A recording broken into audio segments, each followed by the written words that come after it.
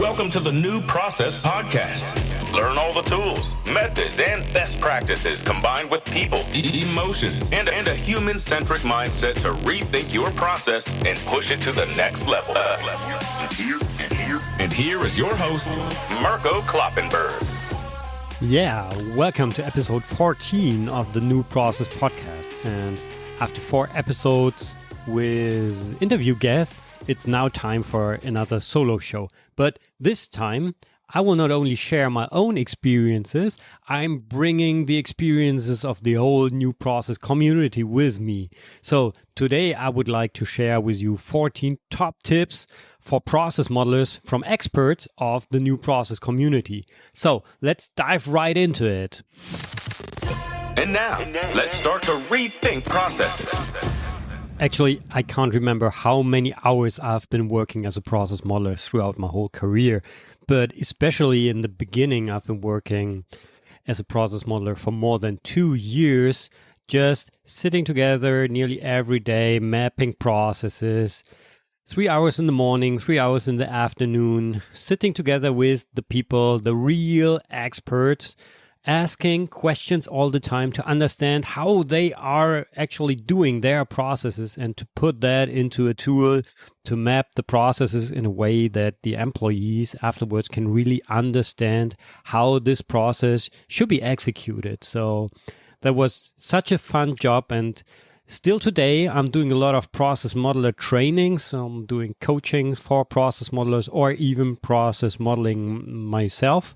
And I really enjoyed this task. And I asked the New Process community for their tips for new process modelers. So for process modelers starting this job, not for new process modelers.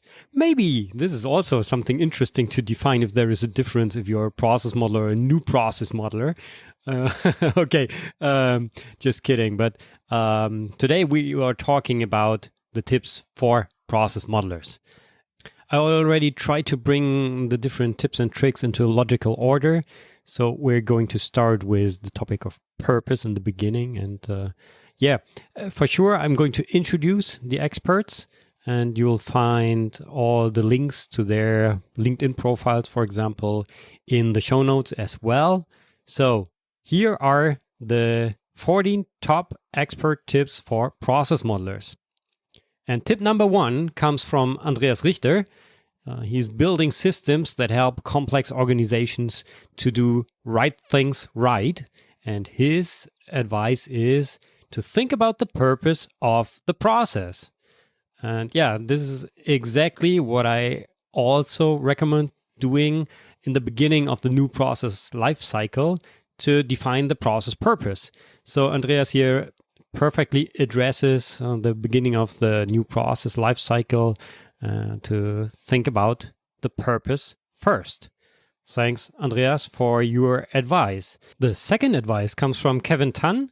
He describes himself as a thought leader in business process modeling, a speaker and a stand-up comedian. And I really love his LinkedIn posts on process modeling. So there he's sharing a lot of ideas on how to map processes in BPMN 2.0 or even UPN in a way which is simple, insightful, and engaging. And I really like how he maps processes in a visually balanced way.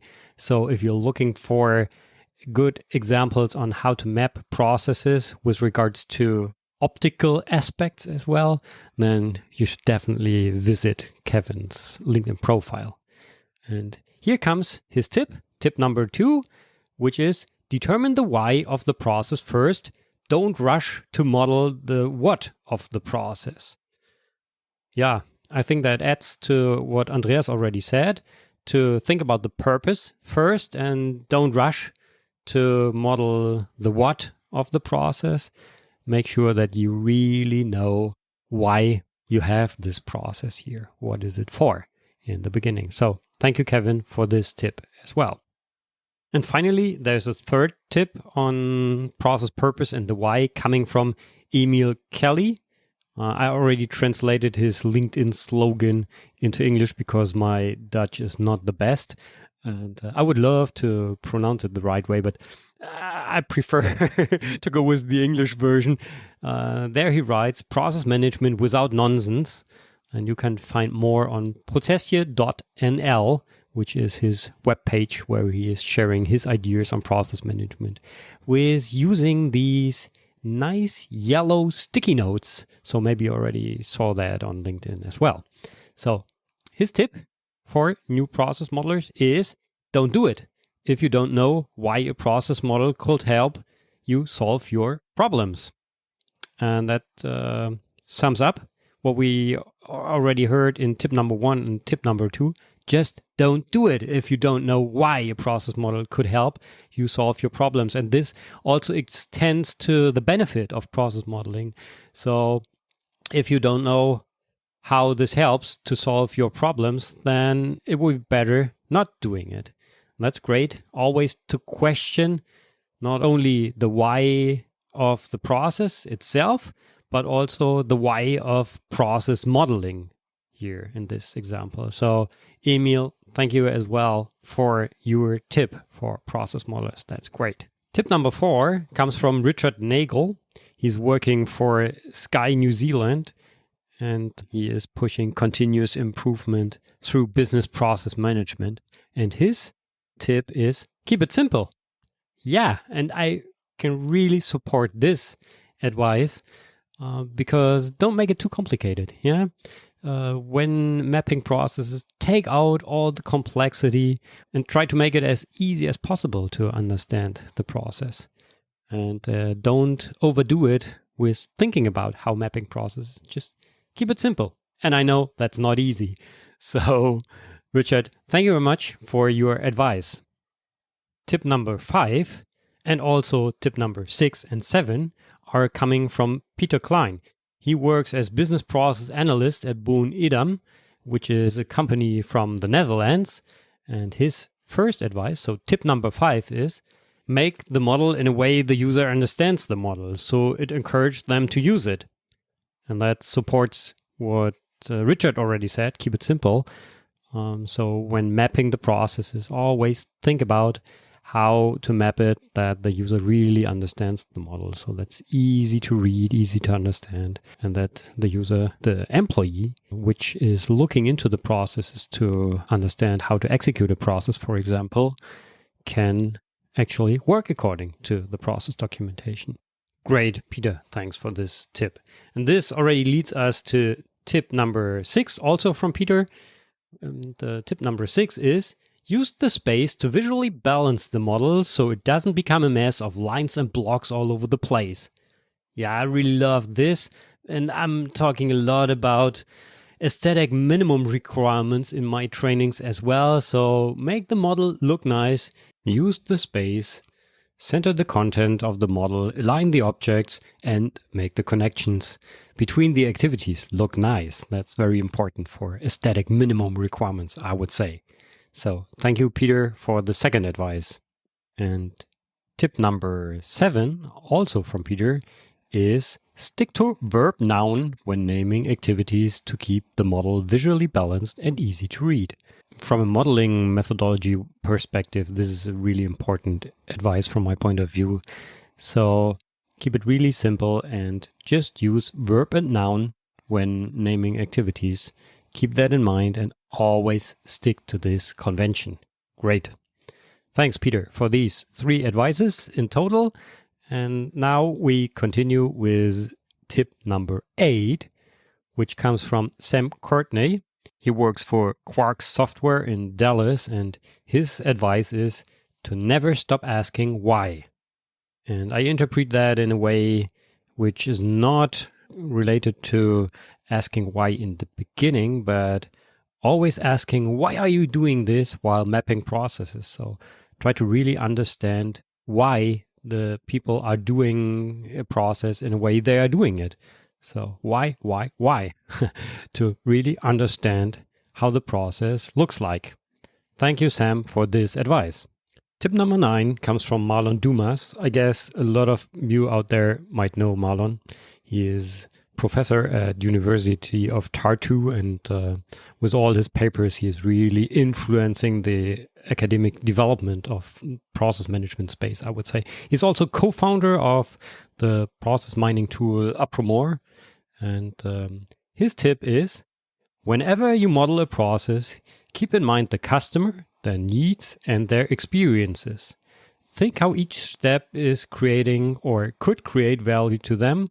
The ultimate outcome of process modeling should not be a model, but rather a better process. Yeah, please never map processes just for the sake of process modeling. Always keep in mind that there should be a better process at the end. So at least a better understanding, a common picture of the process we're talking about, and then finally also a better process for the customer. Thank you, Marlon.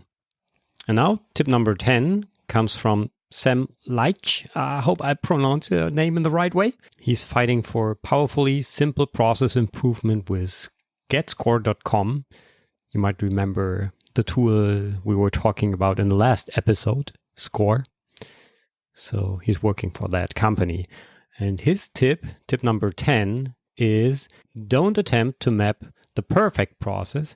Just keep it simple and maintain a focus on why you are mapping the process. With regards to process modeling, I would like to highlight the aspect that you shouldn't go for the perfect process model. So there is always room for improvement, and the picture you are creating is just the picture of all the people in the room in that session. And then maybe next time there will be different experiences, different views, and the process will be improved anyways. So I don't think that there is a perfect process at all. So thank you, Sam, for this advice. Tip number 11 comes from Michael Fox. He's crushing complexity, and maybe you know him from all his postings on LinkedIn on process management, which I really like to read. So feel free to follow Michael there as well. So his tip is to give people a chance to use their ears. Yeah, I would even add, give people a chance to use their brains.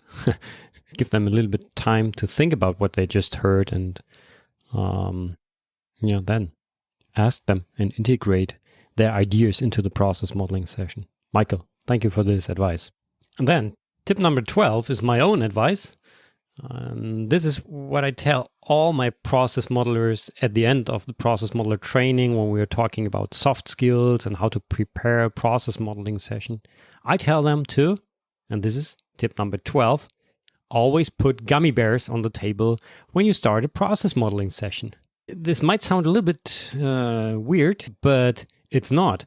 In my experience, it especially slows down top-level management people from talking too fast in process modeling sessions. So if there's something on the table which they can eat, this really slows down their speaking, because top management is often quite fast with firing out all their ideas on how process should look like. So this is a way to slow them a little bit down. And if they taste good, it's always good to have some sweets on the table.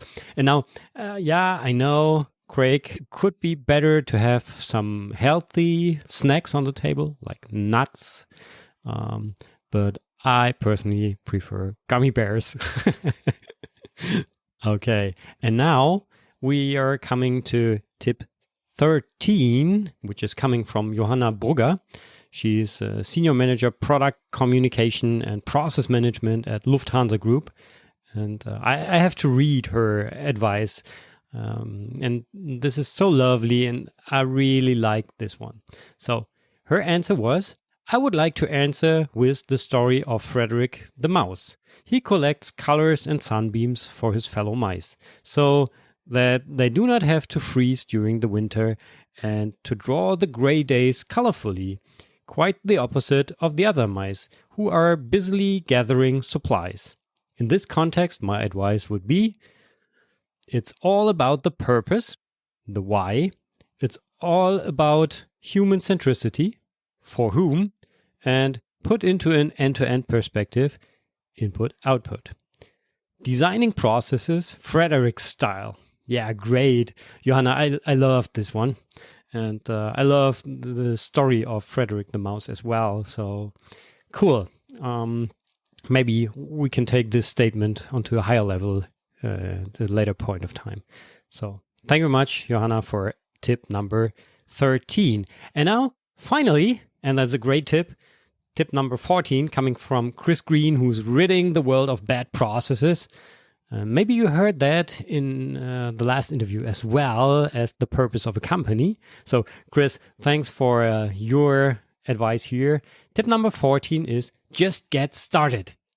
Yeah, great. And with that said, I don't want to stop you from mapping great processes. So these were the 14 top expert tips for process modelers. Let's recap today's new process inspiration. Yeah, cool. Thanks for listening to these advices. And just to briefly sum it up. So the first key learning, I would say, is always to think about the why of the process on the one hand side. So why do we have this specific process? And then why do we want to map this process? So what's the idea of the outcome? What do we want to achieve? So don't map just for the sake of process modeling. Always have the customer in mind and think about the final goal of having an improved process at the end. And then when mapping the processes, always keep it as simple as possible. Make it easy to understand for the user, easy to read, use a simple notation, and make the model look nice and visually balanced. This also helps to inspire people for processes. So I would say these were the core elements of the expert tips. So a big thank you to all the experts who contributed to my request, who answered my question to share their ideas. And I'm also going to share a presentation on newprocesslab.com, which you can download just to reread the different expert tips there, or maybe also use the presentation in your trainings as some inspirations there as well. So that's it for today. In the next episode, which is going to be another tool interview on my journey to find a human-centric BPM tool. And this is probably the most fun episode which I've recorded up to now. I'm still wondering if I can leave it as it is right now, or if I have to cut some of the scenes out there. So be curious what is coming up there. So, thank you very much for listening. Have a great day. Bye-bye and auf Wiedersehen.